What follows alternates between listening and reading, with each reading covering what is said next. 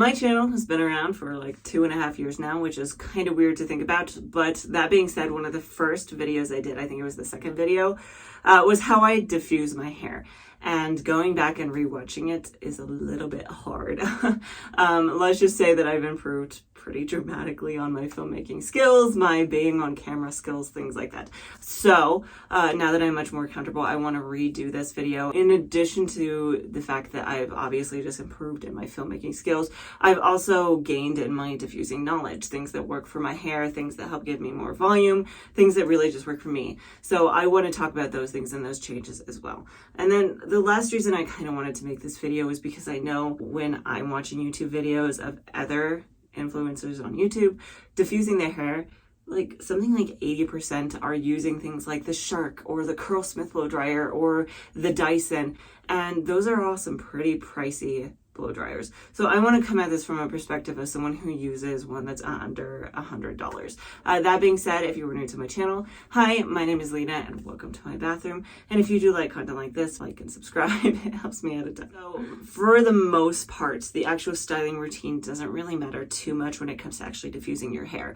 I will leave a link up above to how I style my hair, so you can definitely check that out if you're curious. The biggest difference, I think, comes at the very end of your routine. So at the very end of every single styling session, I do microplot my hair and I try to get as much of the water out as possible. That's going to make a big difference for the length of your actual dry time. You're not going to spend quite as long with that blow dryer on your hair if your hair is a little bit drier. If your hair is super wet, it's going to take a little bit longer to diffuse. That being said, the product can alter the dry time as well. So if you're using several products on top of each other, it's going to take a little bit longer. So things like if you are doing a cream and a gel, it's going to take longer to diffuse than if you're just using like a hair mousse or something like that.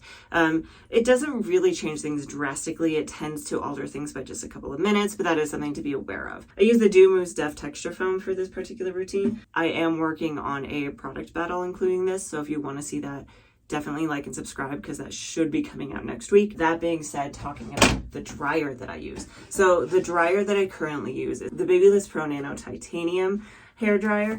This ranges, I think, anywhere from, I think I've seen it anywhere from $60 to $100. So it really just depends on when and where you buy it. If you look it up and it's like $100, you could just sit on it for a while because I think it does drop down in price. That being said, I do really like this blow dryer. I did a full review of it almost a year ago exactly, but I like this because the low heat is pretty much no heat at all, and then the medium is a little bit on the warmer side. It does have a cool shot as well, but that low heat gives me more flexibility so I'm not burning my hair. And then it has a low and a high speed as well. It's not super heavy, so that's definitely nice as well. Now moving into the diffuser I use, this is the one I've used since I first started using it. Diffuser, and that is the Black Orchid Extava diffuser. And there's a few reasons I like this, one of which is just the size. Like you can see, it's a pretty big diffuser. Another reason that I really like this is the prongs are super long, so it can really just get up into your hair, which also helps cup the hair as well. And then this does actually have holes in the prongs as well, which is going to allow the air to get through where it's up in your actual like scalp area and help kind of dry that as well. So that's really nice. I think I got it for about $20. So I think it ranges somewhere around there typically. But again, just kind of keep an eye on it. You might be able to find it for a really good deal on Amazon. I will link everything I've used down in the description box below, so you can take a look at it for yourself as well. So after I finish my routine, how do I actually diffuse my wavy curly hair? Again, I just want to know the importance of microplopping. Whatever I'm using to microplop my hair, I really want to just make sure that when I'm squeezing and coming away, the fabric is pretty dry at that point. I'm not really bringing much moisture away with it.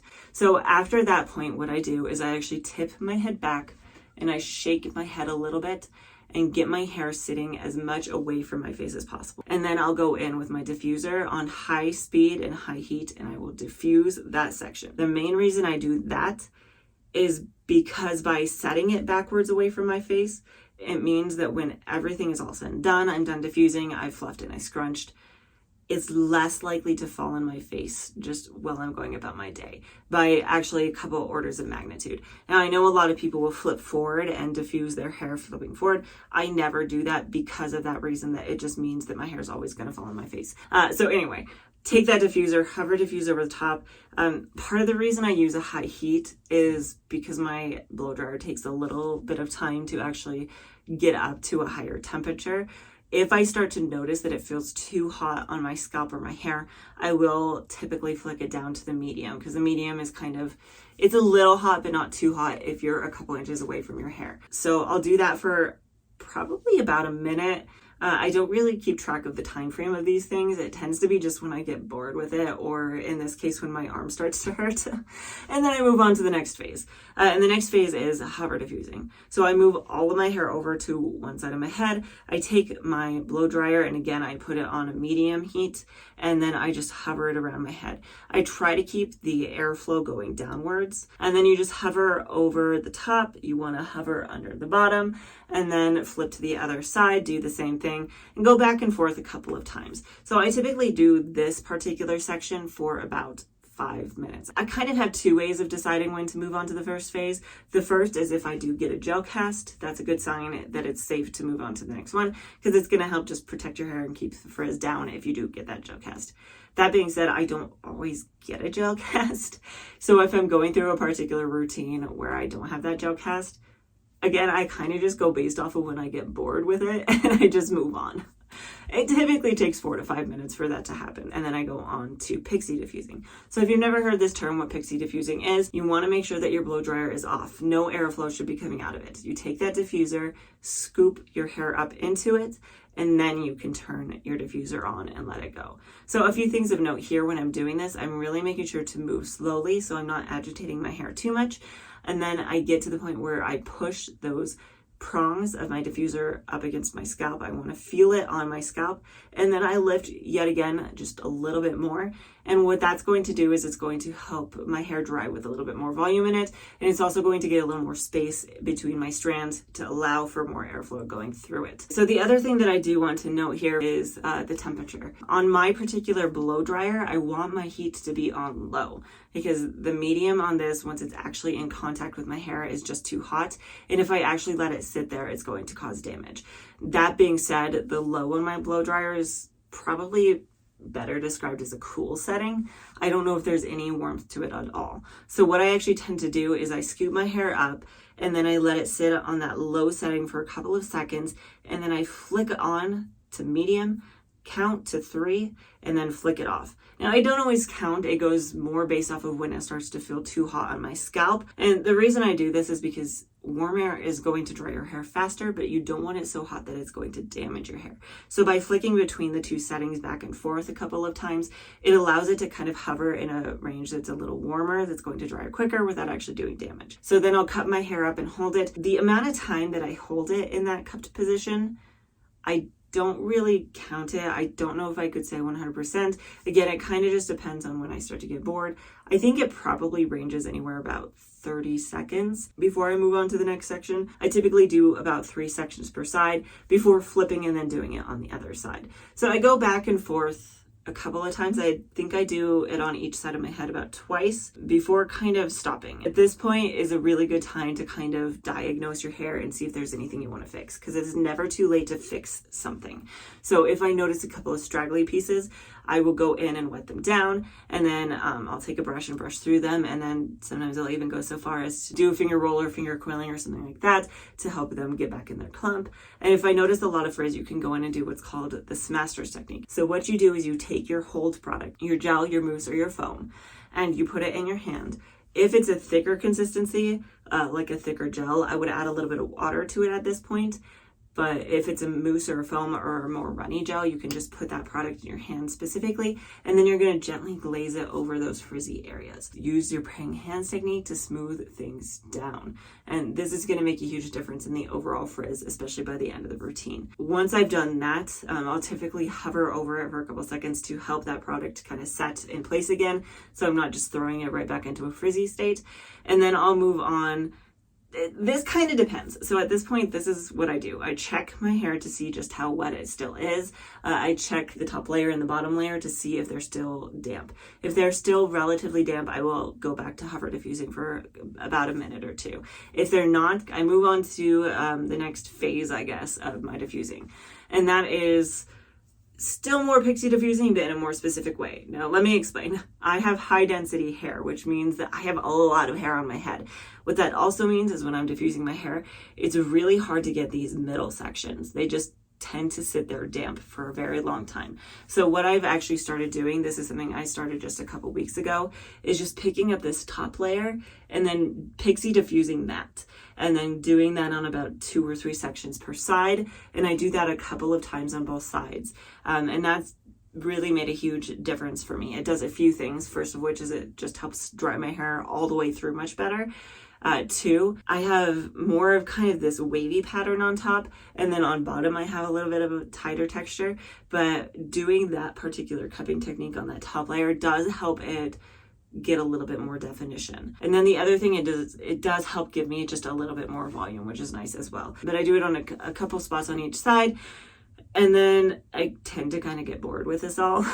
So at this point, it's been probably about 20 minutes since I first started diffusing my hair, and I'm kind of just done with it. Or at this point, my daughter's woken up from her nap and I kind of need to just be done. Typically at about 20 minutes, my hair is about 80% dry. If I do it until 25 minutes, it's about 90% dry. And I just let it air dry the rest of the way. One big thing that I do though, before letting it air dry, I do clip the top up and away. I used to use these claw clips, so kind of just these medium-sized ones, and that worked fine. But what I found with these was, especially with the size, it didn't really help that section underneath it dry well. So recently for Christmas again, I got the curl keeper clips that have been going, they've kind of just been making their rounds. So I decided to give them a try.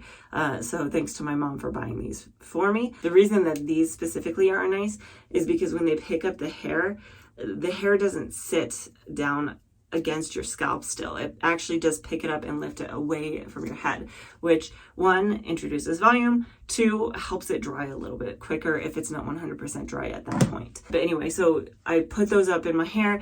I've done that the past few times that I styled my hair and diffused my hair since I got them. And then I just let it air dry the rest of the way. So that typically takes about an hour for it to air dry the rest of the way. At this point, it's really important to not step outside while it's still slightly damp, or you're going to introduce a little bit of frizz and things like that, especially if it's dry, humid, windy, the like. Precipitating, that's definitely a big factor. Now, for me specifically, I have a 2-year-old, so I don't tend to come back to film my videos until she's gone down for bed that night. And at that point, then I will fluff and scrunch. And at that point, it's pretty sure that it's 100% dry. There's very little chance that it's still going to be damp at that point, because that's almost 3 to 4 hours later. So, but do make sure that before you scrunch out any sort of cast that you have, that your hair is 100% dry. The best way to do this is take your fingers and then pinch. The first person I saw doing this was Wavy Curly Alley, and it really does help you just feel if your hair is still damp at all in there. So once your hair is completely dry, you can then finish up your styling routine, do anything else you want to do, use oils, just fluff and scrunch, just let it go. You don't even have to fluff and scrunch. You can just leave it be at this point. All right, to sum things up, you don't have to do things exactly as I do them. I know there are a lot of people that entirely hover diffuse. If you're trying to elongate your curls, that might be a better option. I know some people that entirely pixie diffuse. Kind of just work with it and see what works for you. The entire point of this video was just to show you how I get where I'm at, so you can refer back to it. And also, if you just completely have no idea where to start, this maybe it will help give you some ideas. The biggest thing I guess I want you to take away from this is just the health of your hair is the most important thing when you're diffusing it. And that's part of why we diffuse versus using just a straight up blow dryer. Partially because it helps to cup your curls, to give it more shrinkage, but also because it helps disperse that air and helps keep your hair healthy. So the other thing that's going to keep it healthy is using a lower heat. I know there are a lot of blow dryers out there that don't have a cool option like mine does. And if that's the case and your lowest setting is still kind of hot, if you have a cool shot, use that as often as you can. If not, try to use something like the Tresemme Heat Tamer. I would still kind of recommend this if you're someone in that camp that doesn't have a cool setting, because using some sort of heat protector is really going to help keep your hair from getting damaged. This one does have silicones in it, so just buyer beware. So that being said, I do post a brand new video every single Friday. keep an eye out next week for that product battle that I was talking about earlier. If you would like to see that, definitely let me know. And hopefully I will see you next time.